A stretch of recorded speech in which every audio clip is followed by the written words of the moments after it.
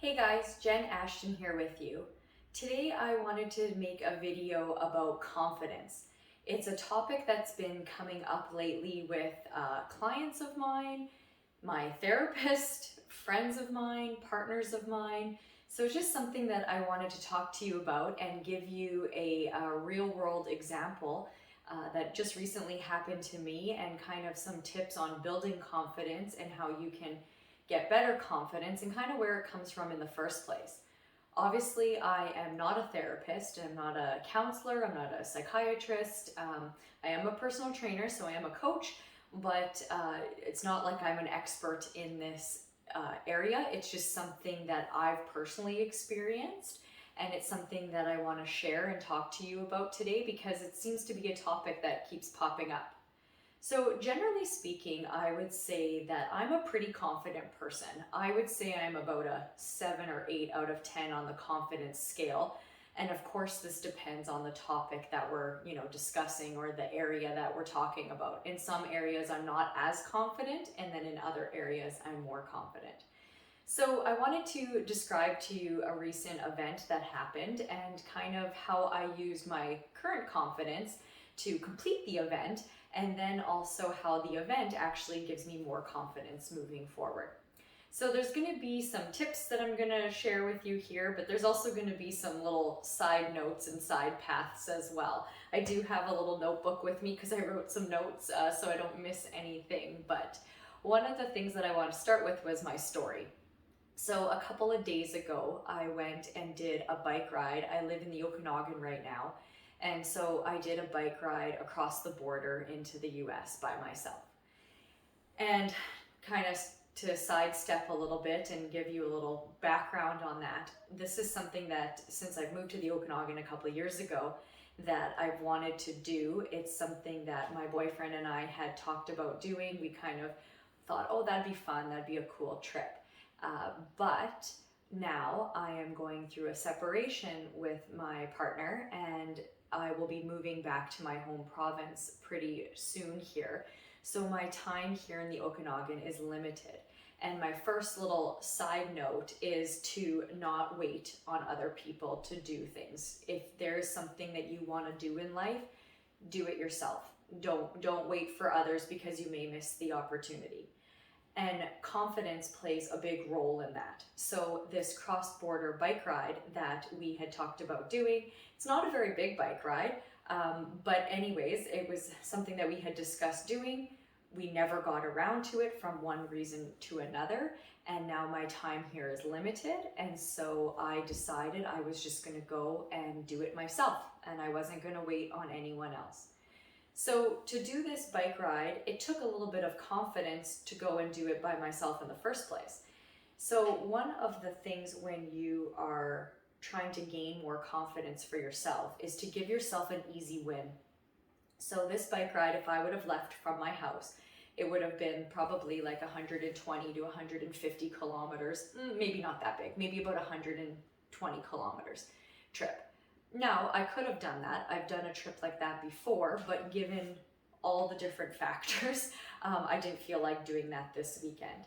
So an easy win for me was I decided to drive to a trailhead that is closer to the destination, so that way the bike ride isn't as far. So that's an easy win. Also this weekend, the weather was not great. It's been raining. You can probably see it behind me. It's been raining on and off the whole weekend, and thunderstorms. So when I woke up that morning, I looked at the weather and it said chances of thunderstorms scattered throughout the day and on and off rain. So I decided to tell myself, I'm going to put my bike in the car, I'm going to get all my stuff, and I'm going to drive down there anyways. It's about 40 minutes away where I was going to start. And you know what? If there was thunderstorms and if it was raining and if I couldn't do it, oh well, it's a little adventure anyways. There's a small town nearby. I'd go check out that small town. So I'd still make something of the trip. It's not a wasted trip. And to be honest, I'm super happy that I went, because when I drove down there, it wasn't raining at all. It was overcast, but it didn't really look like rain clouds. So I was really happy that I put that action forward and that I decided to go anyways. It would have been easy for me to look out my window in the morning and see the rain and be like, no, I'm not doing it. It would have been easy for me to squash that plan right away, but I decided anyways, no, I'm gonna go. And I'm super happy that I did. So easy win number one for me was picking a place that was close enough.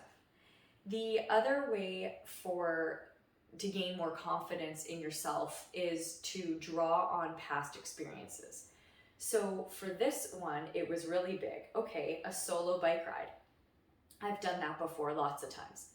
Because I gave myself the easy win of driving to a closer location, the distance now, the round trip distance, was only 50 kilometers.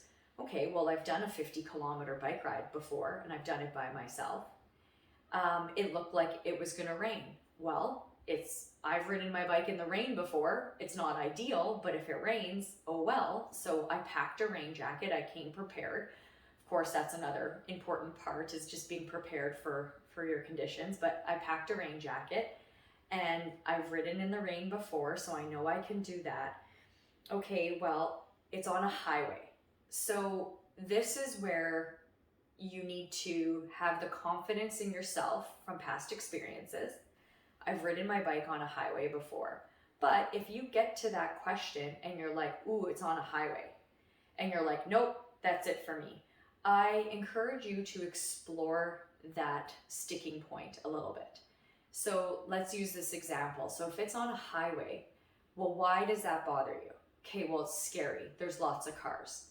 Okay, that is true. But if we look at the work of Byron Katie, she has these 4 questions that you're supposed to ask yourself when you kind of run into this situation. The first question is it true? And then the second question is that absolutely true? So yes, riding on a highway can be scary. Is it absolutely true? Is it dangerous to be riding on a highway? Maybe. If you do a quick Google search, you'll actually be shocked to realize that it's not as dangerous as you think it is.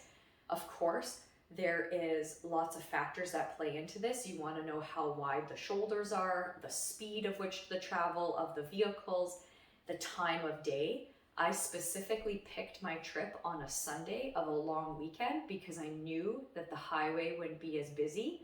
It'll be busier on the Monday when people are returning home for the long weekend, or on the Friday when people were heading out. So that's one of the ways that I navigated that part of the story, was that I picked Sunday on purpose. So when you're looking at this obstacle, so the obstacle here being the highway, think of other things that you can do to get around that obstacle. So number one, it's a highway.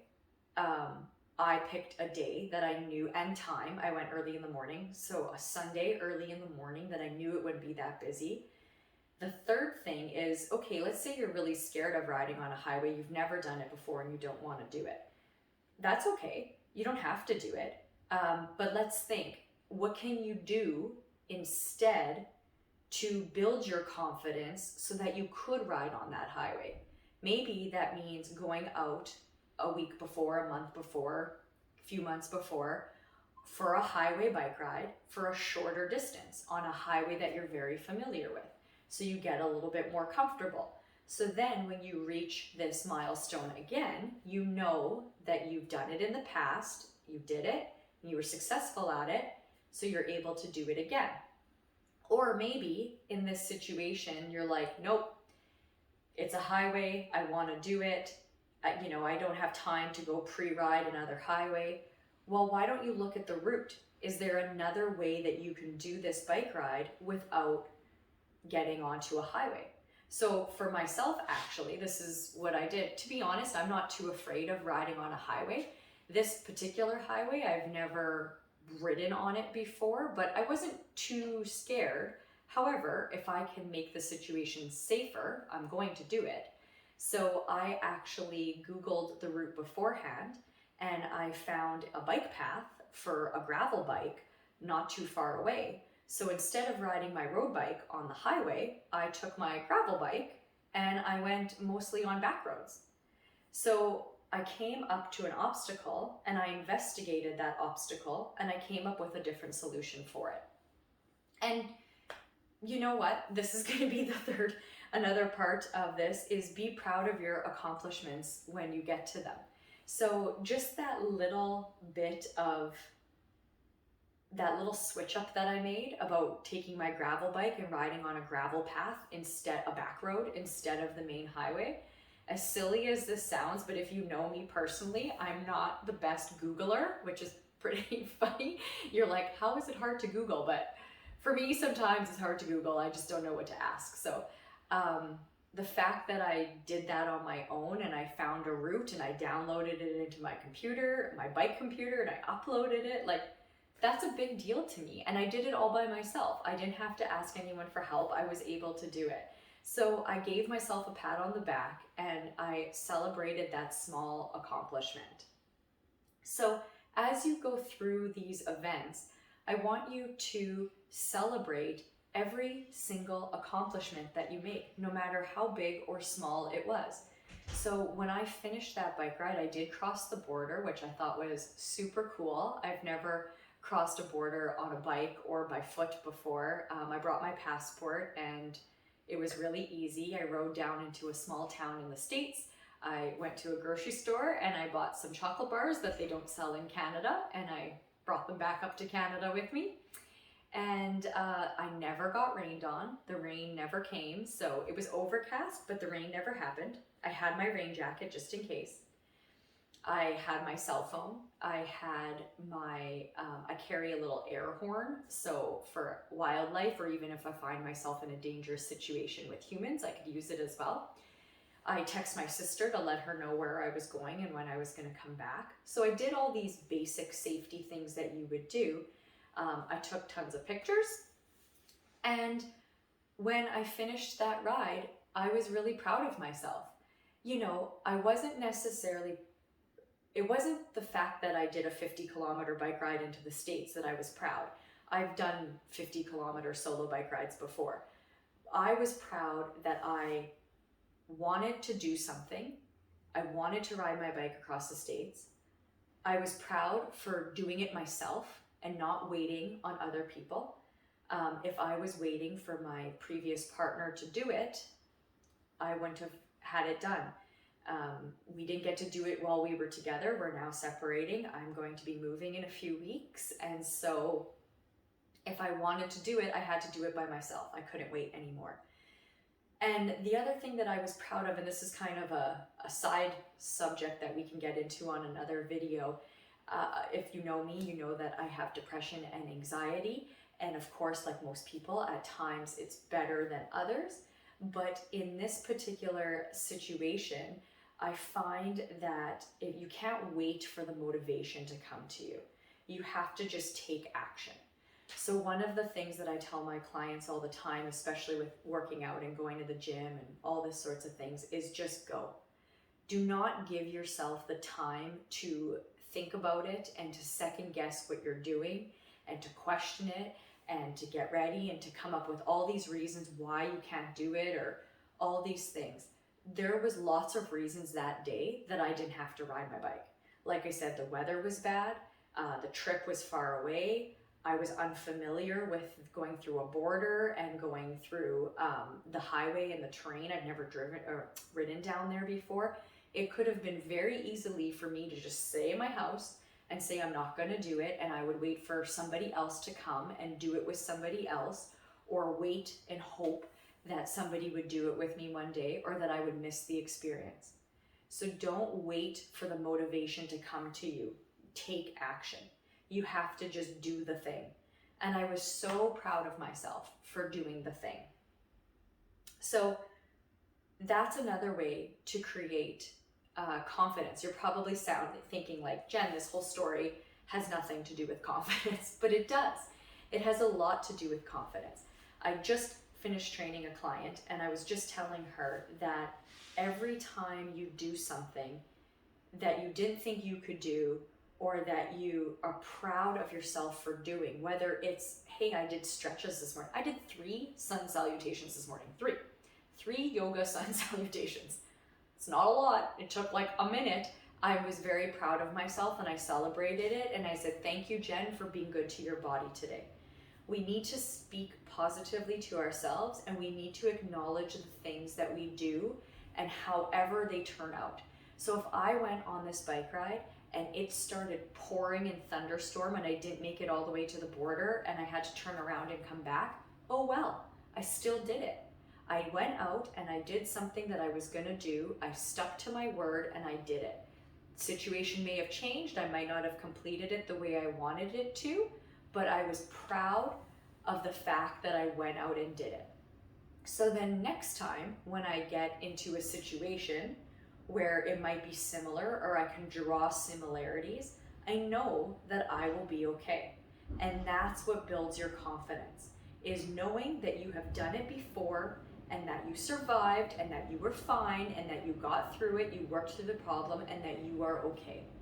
So that, like I said, is my non-coaching, I'm not a therapist, I'm not a counselor, I'm not a psychiatrist, but that is my personal belief in confidence, is that you need to build confidence by doing things. You have to do the hard things, and you have to do the scary things, and you have to do the uncomfortable things to feel more confident in yourself. Because when you take a chance and you do those things, you need to celebrate that you did them and that you did them well. Or even if you didn't do them well, that you did them, that you took a chance on yourself and that you did them. You need to celebrate it and be proud of yourself, and that's what will build you confidence. So like I said, little video today, not a training video. Let me know in the comments what you think about confidence and how confident you feel. And if you have any other tips or tricks that you tell yourself to gain more confidence, I would love to know. This is what I do and it's what works for me, but I would love to know some other techniques that you do and share it with all of us. So thanks for watching, and we'll see you again soon.